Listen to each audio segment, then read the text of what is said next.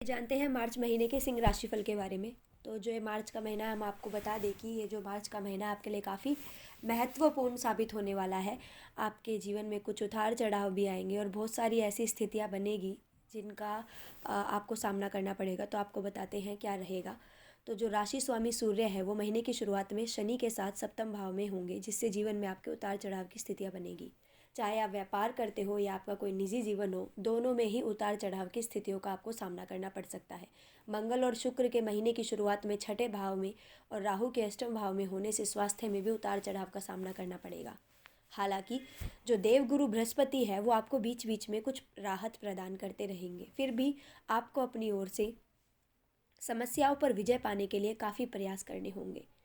विदेश यात्रा के लिए भी समय अनुकूल रहेगा। हालांकि खर्च बहुत ज़्यादा रहेंगे। आपसी संबंध में उतार चढ़ाव के साथ साथ अपनों का सहयोग प्राप्त होगा। प्रेम संबंधों में निरंतरता रहेगी, जबकि वैवाहिक जीवन में तनावपूर्ण स्थितियों का निर्माण हो सकता है।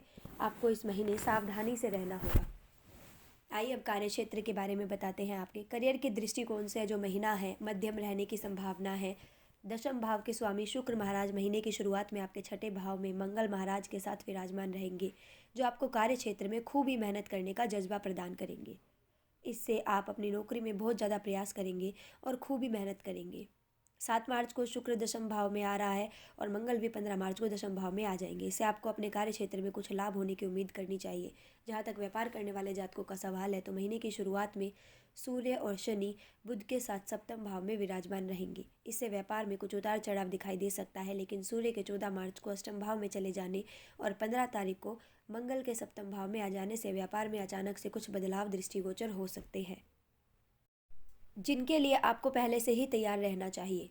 आपको इस महीने अपने व्यापार को उन्नत बनाने के लिए कुछ नए और बड़े बदलाव करने की आवश्यकता होगी, तभी आप अपने व्यापार को सुचारू रूप से आगे बढ़ा पाएंगे। अब आपके आर्थिक जीवन के बारे में बता दें तो आर्थिक दृष्टिकोण से जो आपका ये महीना है आपके लिए मिश्रित परिणाम लेकर आएगा। महीने की शुरुआत में मंगल और शुक्र छठे भाव में तथा अष्टम भाव में विराजमान होकर आपके खर्चों को बढ़ाएंगे। खर्चों की गति इतनी ज़्यादा होगी कि आपके लिए उन्हें संभालना बड़ा मुश्किल होगा और इसका सीधा असर आपकी आर्थिक स्थिति पर पड़ेगा। दूसरे भाव में केतु के उपस्थित होने के कारण धन संचय करने में समस्या आएगी। केवल देव गुरु बृहस्पति ऐसे हैं जो आपको इन समस्याओं से निकालने में मदद करेंगे। हालांकि महीने के उत्तरार्ध में मंगल और शुक्र के सप्तम भाव में आ जाने से व्यावसायिक आमदनी बढ़ने से आर्थिक स्थिति में थोड़ा सुधार होगा और नौकरी में भी पदोन्नति के कुछ तनख्वाह वृद्धि आपको मिल सकती है। लेकिन इस महीने आपको एक बात का ध्यान रखना होगा कि बिना सोचे समझे कहीं भी निवेश नहीं करना है और बिना सोचे समझे निवेश करने से बचें और धन को कुछ समय के लिए रोकने की कोशिश करें। व्यर्थ के खर्चों को जितना बच सकते हैं उतना बचना चाहिए और उसी से आपकी आर्थिक स्थिति ठीक रह पाएगी। अब आपके स्वास्थ्य के बारे में बता देते हैं। तो इस महीने जो आपका स्वास्थ्य है वो थोड़ा कमज़ोर रहने की संभावना है। स्वामी राशि स्वामी जो है, जो कि सूर्य, महीने की शुरुआत में श्रेष्ठेश और सप्तमेश शनि के साथ सप्तम भाव में विराजमान रहेंगे, जिससे स्वास्थ्य में गिरावट आ सकती है। मंगल भी उच्च राशिगत होकर शुक्र के साथ छठे भाव में और राहु आठवें भाव में रहेंगे, जो स्वास्थ्य समस्याओं को सीधा सीधा दर्शाते हैं। इसलिए अपने स्वास्थ्य का पूरा ध्यान दें। देवगुरु बृहस्पति आपकी राशि पर दृष्टि डालकर आपको सभी समस्याओं से बचाने की कोशिश करेंगे, फिर भी आपको ध्यान रखना होगा कि स्वास्थ्य कमज़ोर रह सकता है और उसके लिए आपसे जितना मन पड़े उतनी मेहनत करें। कुछ दिन नई दिनचर्या बनाने के लिए अच्छा समय है। अपने शरीर को समय दें और तंदुरुस्त बने रहने के लिए प्रयास करें।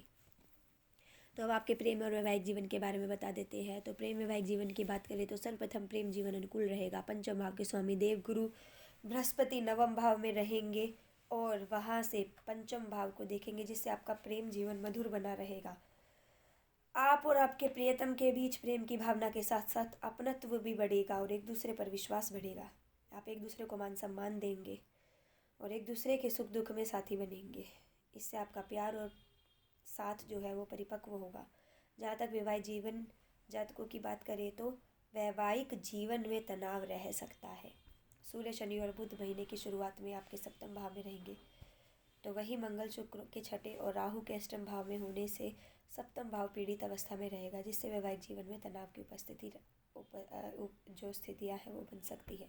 महीने के उत्तरार्ध में भी मंगल और शुक्र सप्तम भाव में आ जाएंगे, जिससे कुछ तो प्रेम भाव बढ़ेगा, लेकिन समस्या सामने आ सकती है।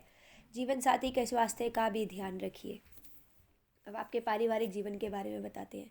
यह महीना पारिवारिक जीवन के दृष्टिकोण से उतार चढ़ाव से भरा रहने की आशंका है। दूसरे भाव में पूरे महीने केतु महाराज उपस्थित रहेंगे तथा 15 मार्च से जब मंगल सप्तम भाव में आकर द्वितीय भाव को देखेंगे तो वह समय कुटुंब के लोगों के बीच आपसी तनाव और टकराव को बढ़ा सकता है। अब आपका राशिफल क्या कहता है कि आपसी सामंजस्य कमज़ोर होने के कारण आपको अनेक चुनौतियों का सामना करना पड़ सकता है। परिवार में टकराव की स्थिति बन सकती है। हालांकि जो बृहस्पति है उसकी दृष्टि पंचम भाव पर रहने से आपको संतान और भाई बहनों से सुख मिलेगा। चतुर्थ भाव के स्वामी मंगल शुरुआती महीने में छठे भाव में होने से संपत्ति संबंधित विवाद जन्म ले सकते हैं। परिवार में कुछ अशांति हो सकती है, लेकिन महीने के उत्तरार्ध में इन सब चुनौतियों में कमी आएगी और परिवार में सुख शांति का वास होगा। हालांकि इस पूरे महीने आपके माता पिता के स्वास्थ्य में उतार चढ़ाव देखने को मिल सकता है। उनके स्वास्थ्य का ध्यान रखें। अब आपको कुछ उपाय बता सकते हैं, जैसे कि शनिवार के दिन आप पीपल के पेड़ के नीचे सरसों के तेल का दीपक जलाएं और श्री बजरंग बाण का पाठ करें, या शनिवार के दिन काले तिल का दान भी करें और मंगलवार के दिन छोटे बालकों को गुड़ और चने का प्रसाद खिलाएं। ऐसे ही अन्य राशि को जानने के लिए हमारे चैनल लोक सेवा धर्म को सब्सक्राइब करें व वीडियोज़ को लाइक करना ना भूलें।